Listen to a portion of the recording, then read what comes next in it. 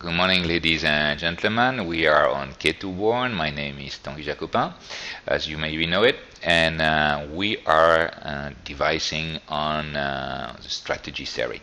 More specifically, today the topic is linked with competitive strategy versus corporate strategy. Ooh, it seems complex. Don't worry, it's not that much. So first, I'm going to compare it. We're going to make it in a really graphic way, just to make it visual. I'm going to deliver to you some example, just to show it, to show you how it works, and that's it. And afterwards, I'll make a small wrap up. Just to conclude, hope it will be clear. Don't worry. If you have any doubt, we are there on the tutorial. Okay, great. So let's go on. So first of all, what you need to understand is that you've got basically two types of strategies.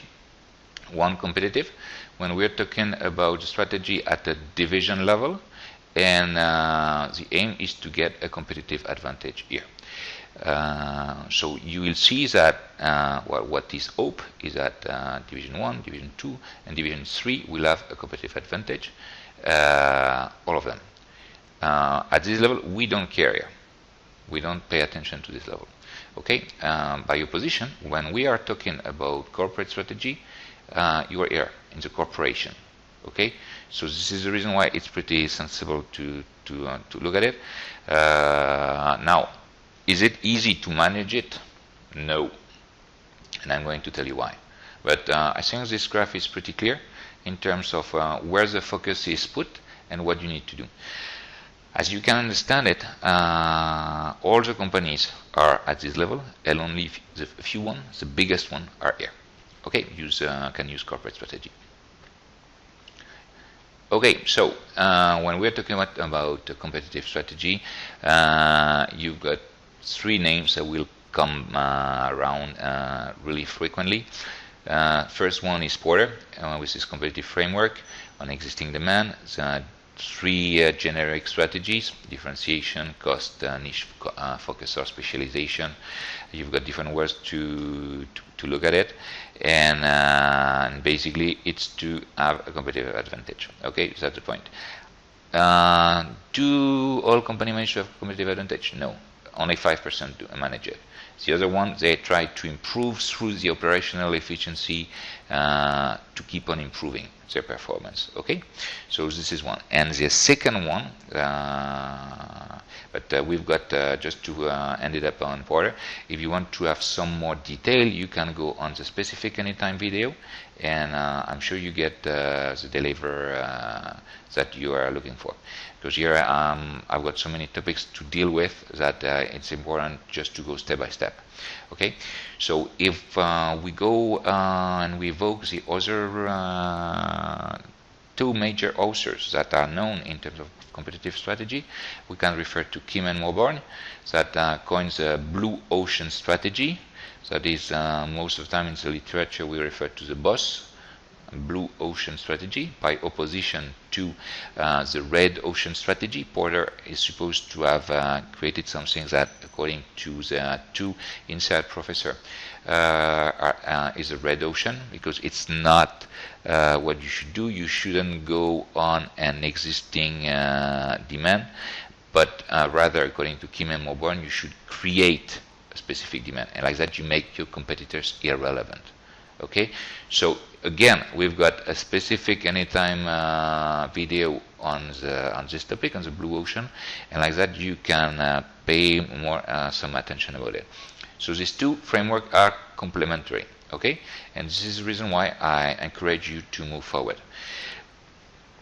If we had to give some example before going to the session, the aspect that is linked with corporate strategy, I can say that many Chinese companies have started moving on the value chain by positioning themselves in the low cost, and they're moving progressively, making products that are always more relevant. You'll say, where's the Chinese first to do it? No, in that sense, Chinese companies were doing what Japanese have been doing. And just to give an example, the vast majority of car makers in Japan Honda, for instance, is pretty well known just to have started by motorcycle, and cars, and focusing right now on innovation. So this is something that you've got the process. So and here you go most of the times first on cost, and you can go either on differentiation on niche. And Chinese company have copied them in that sense. Okay. If we go on blue ocean strategy, just to give maybe one example, I would say, I mean, what example can I give to you is, well, you've got the typical issue with the tablet. There were different formats to enjoy your working, enjoying a video or whatever, and basically there was TV, there was the PC, there was a laptop, there was a cell phone, and they created the tablet. So you got a new category, and all the players are out of order. Okay, so these are typical example.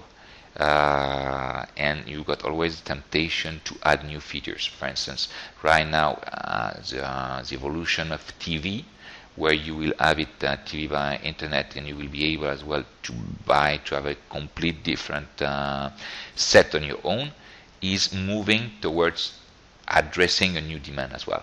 Okay. Now, if we go on corporate strategy, you say, "Oh, there's mass here. Watch out!" No, don't worry. It's not so complex. It's complex to be a master in corporate strategy, but otherwise it's not so complex to understand it. So basically, what does it mean? It means here that CSVC stands for Corporate Strategy Value Creation. And basically what you're supposed to do is you're supposed to look within each of the company, you're supposed to have a competitive advantage. This is theory, okay?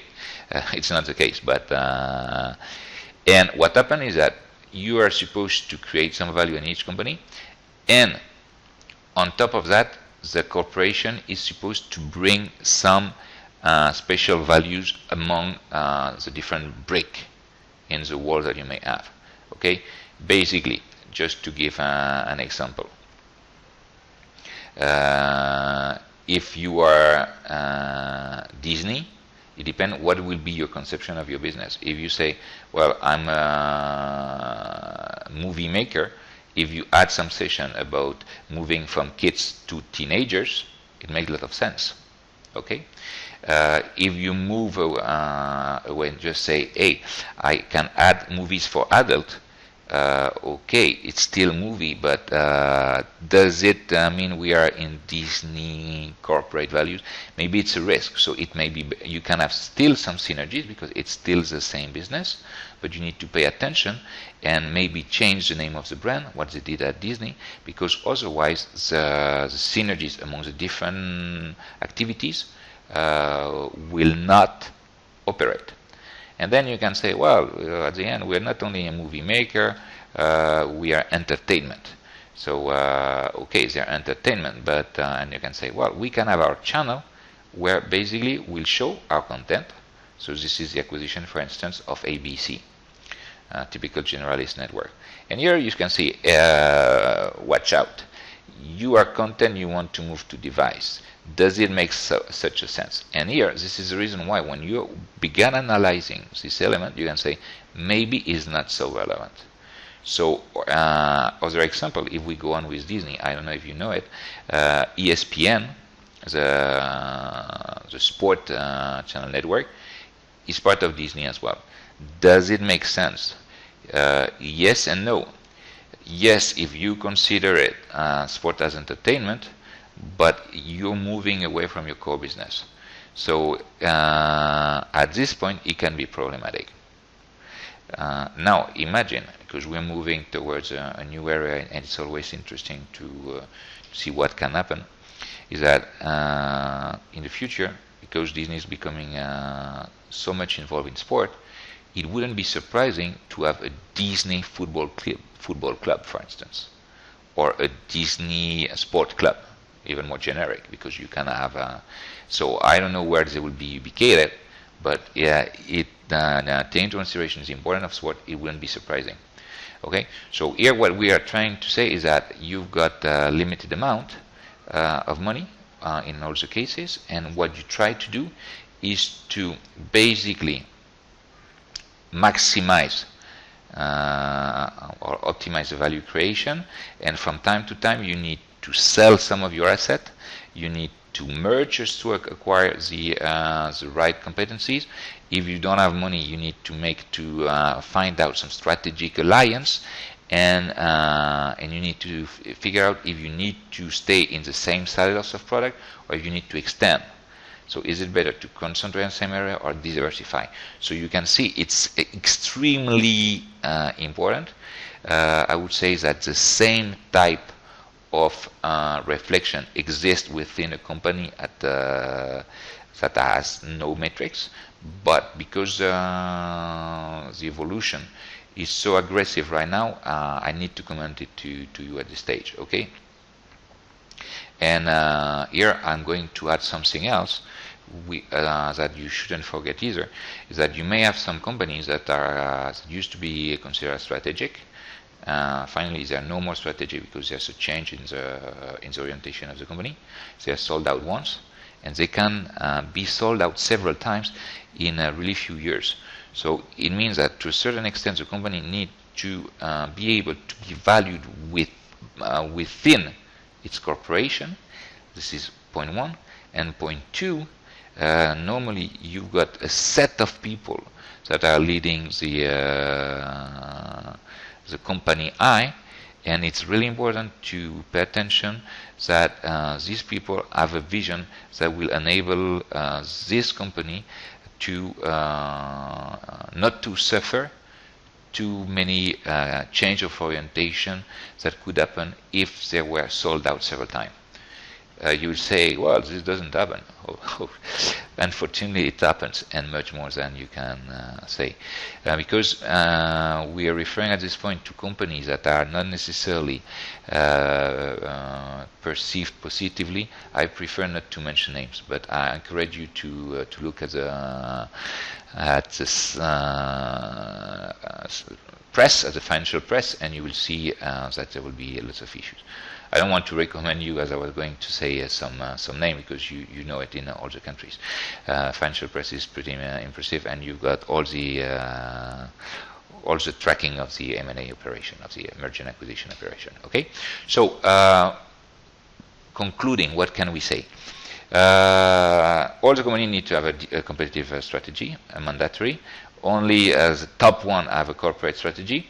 Now, just to comment something that is, it's easier to do it when we look at it in the last year, because if I say so, I may have problem, and you will understand why I may have problem. I would say that in the 90s, the vast majority of corporations didn't create money, didn't create value. They destroyed value. Okay, so now what happened in the last decade? Well, if because you've got so many people that are in the job still, I prefer not to say it, but I can tell you that lots of companies have lost money as well. So this is a particularly tough job to make it work, above all when you've got turmoil and financial crisis as we had in the last 8 years. Okay, so thank you very much for your insight, and stay with us, connected on K2Born. It was Tanguy Jacopin. Enjoy your day. Ciao, ciao.